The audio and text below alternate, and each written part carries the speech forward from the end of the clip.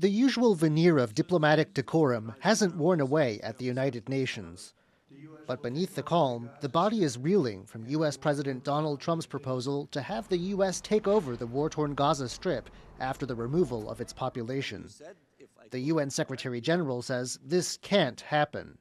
Any durable peace will require tangible, irreversible, and permanent progress toward the two-state solution, an end to the occupation, and the establishment of an independent Palestinian state with Gaza as an integral part.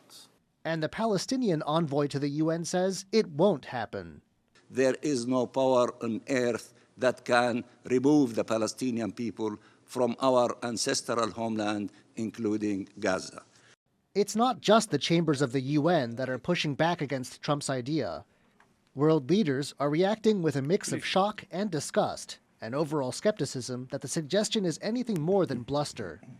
Germany's president is one such leader. Solche Vorschläge sind nicht nur völkerrechtlich inakzeptabel, ich glaube auch nicht, dass sie eine ernsthafte Grundlage für die noch anstehenden Gespräche der regionalen Akteure mit der US-Administration sein werden. Meanwhile, some analysts say it's a plan that could never work. Well, my first reaction was that's Trump being Trump. There's no way in hell that this thing is going to work. It involves too many moving parts. One of these parts is domestic politics. Trump's Republicans may have a narrow advantage in Congress now, but midterms are just 2 years away. And a sizable Arab-American voting bloc that may have been turned off by former presidential candidate Kamala Harris's Middle East policies in the last election could be reevaluating Trump. This bloc has significant influence in swing states like Michigan, which was key to Trump's re-election in 2024.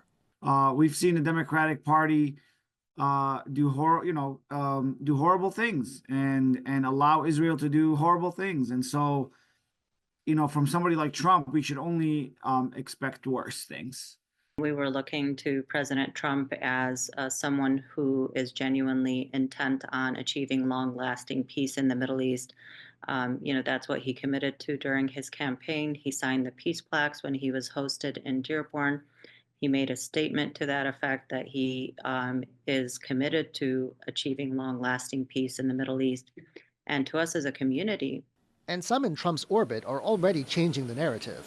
Secretary of State Marco Rubio says Trump actually meant the U.S. will help with Gaza's reconstruction.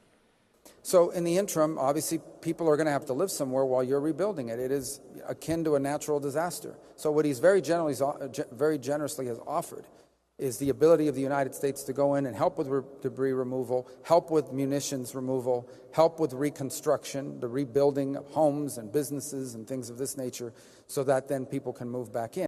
But even if the idea of a U.S.-run Gaza goes away, world leaders and observers can expect to stay on their toes over the coming years, as U.S. foreign policy looks to be turbulent under Donald Trump. Patrick Chen and John Van Trieste for TaiwanPlus.